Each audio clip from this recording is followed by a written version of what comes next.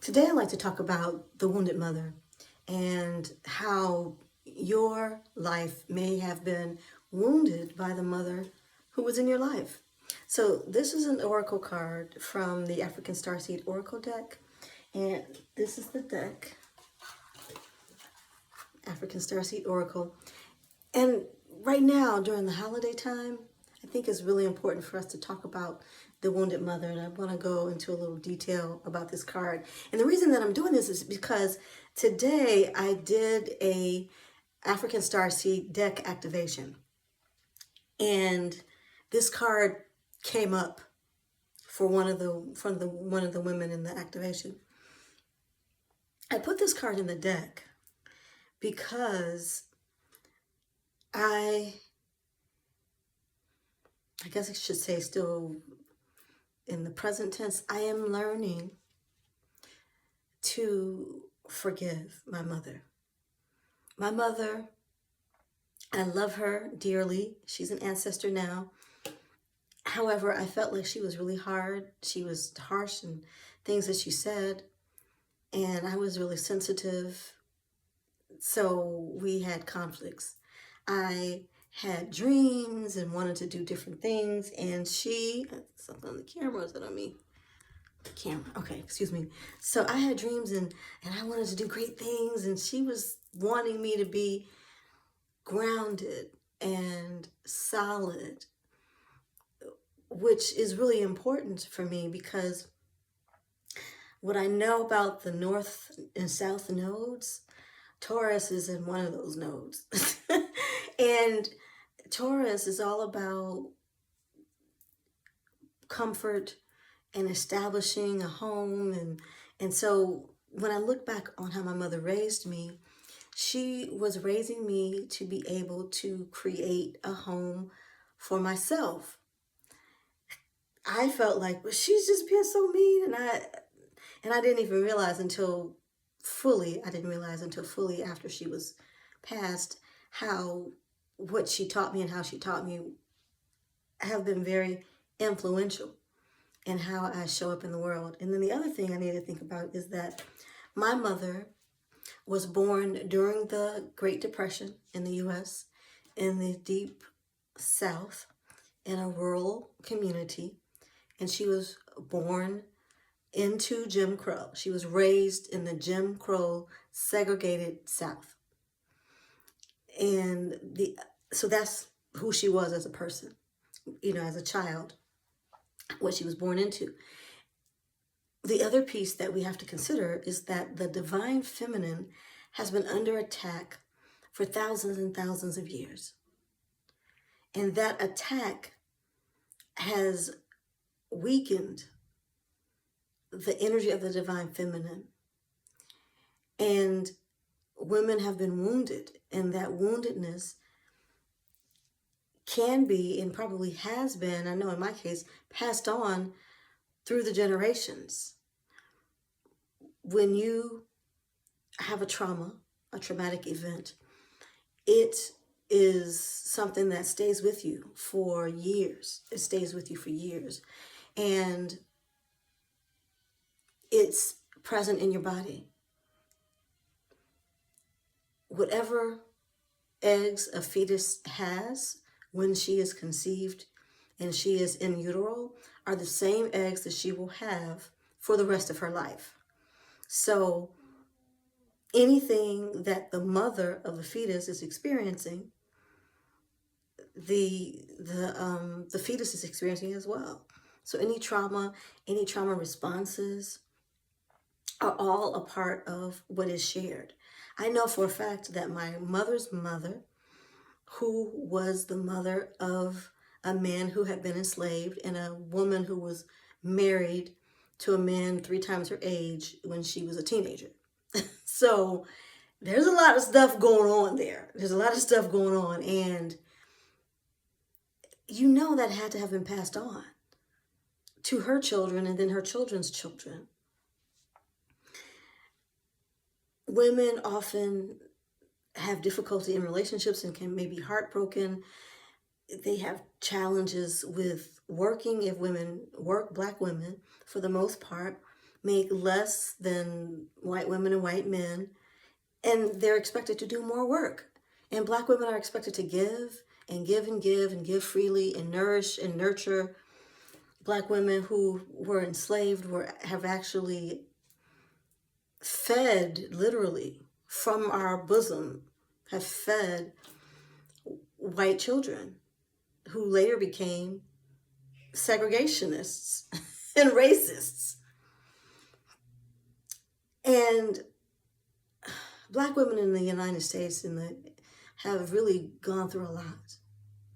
We've gone through a lot, and now those of us who are on the healing path and we're working to heal, it's a lot of work. It's very emotionally tumultuous work because we're healing generations of slights, of microaggressions, of overt aggressions, of being overlooked, being used as like a mule. My mother was a cotton picker. She wasn't a mule, but she did physical labor to support the prosperity of this country. So many women were molested by men or teenagers in their community. So when we think about our mothers, we have to think about ways that they have been wounded. And we have to think about how every person comes into this life with some wounds that they are working to heal and to overcome. And that's a part of being on the earth school. We all have things that we're working on. If somebody tells you they solved it all, they're not working on anything, I don't really believe that. It could be true, but I don't really believe it because we all have stuff that we have to work through. And if you're on the healing path, then you not only work through the things that are yours personally, but the things that were your ancestors. Most healers are generational healers. They're healing for their life, for all the timelines that they have lived, and for the people in their family who have experienced the same thing. So anything that you heal for yourself is also benefiting your ancestors. It stands to reason that women would be wounded, that women might not be able to fully express love to their children. When you've been wounded and heartbroken, it can be very difficult to be open-hearted with anybody, even your child who you love dearly. So the Wounded Mother card was put in the deck because of the need for us to have compassion. We need to have compassion for our mothers, compassion for all the things that they've gone through. If your mother slighted you, did some things that were mean, try to see her as a wounded mother and try to forgive her. Not try, forgive. The forgiveness is for you. The forgiveness is for you. When I forgave my mother, I felt such a relief, and I could see all the things that she was dealing with. You know, husbands, boyfriends, children, work, property, all the things that she was dealing with, I could see were challenging for her. And so she couldn't show up as like this warm, nurturing, loving person. And she wasn't raised that way because they were raised to get out and go in that field, and pick that cotton. It's no time for nursemaiding and coddling. Everybody had to pull their weight. That's how she was raised. And so that's how I was raised. I mean, not quite the same, but I can understand now how she might have been wounded and how her woundedness may have affected me as a person. I also understand that when I saw the demonstration, when I started to react to her differently, she would push my buttons and say some of the negative things that she used to say to get me riled up. And when I didn't react in the same way, she was like, "Oh, what happened? You didn't get all upset like you usually do." And in that moment, she started to transform too. She started to heal. A lot of times the children are the ones who activate the healing, who have come here to be that healing influence. So have compassion for your mother. Learn to love your mother. Learn to love yourself and all of the things that your mother has gone through and that you have gone through that have made you who you are. I know it feels like something that you don't want to let go of. And I know someone who had a difficult time with her mother, and I don't know if she's ready to let go of it yet. It takes a lot. It takes a lot to let go, because you develop these stories about who you are because of who your mother was not, or because of who she was. And then that becomes difficult to let go of, because this is the way you cultivate relationships. You cultivate relationships from the perspective of you having been wounded, having been a victim of your mother. And it can be really good. It can feel really good when people come up. Oh yeah, your mother was terrible. Yes. Okay. Woo woo woo. Woo woo woo. Because I know I did it. I did it. However, once I started to see my mother as a person, as someone who went through difficulty, as someone who was wounded, then I didn't want to berate her and talk about her with other people so that I could get the comfort of my aunt. It just didn't make sense anymore.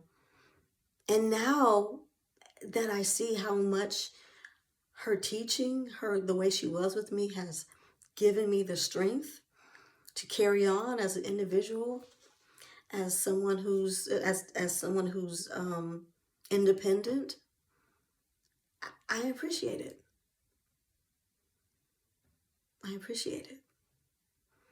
During this time of the year, people are talking about family, thinking about family. And for a lot of people, if your family members have passed on, it's not necessarily a good time or a happy time. And what I've learned, this year is better than years past. I've learned that this is a great time for really going deep. We're going into the winter solstice. Today is the 14th, and the winter solstice is about a week from today. And so this is the time to really unearth those things that have hurt you, especially if it's related to your mother. It's time to forgive for yourself. For yourself. And forgiving her doesn't let her off, but it lets you tell a new story about you. And I was listening to Empress Karen.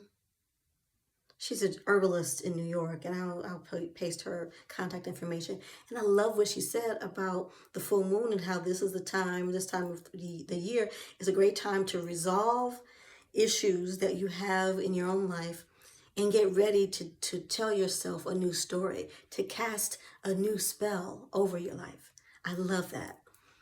So if you are having issues or have had issues with your mother, if you can open your heart to do so, think of her as wounded. You know, all the women who maybe are carrying children without a husband or without the kind of love and support that they need, they're going through a lot. Forgive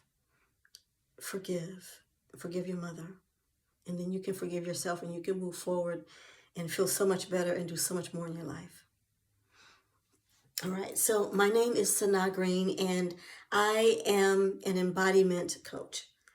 I help women to embody the divine feminine through belly dance for the body, Reiki for the energy, nature for the sensuality, and past life regression for the subconscious, so you can embody through all those ways. And then the Oracle deck helps women to embody the divine feminine through the visual. So I'll be launching a new program. Stay tuned. I'll tell you more about it soon. Peace.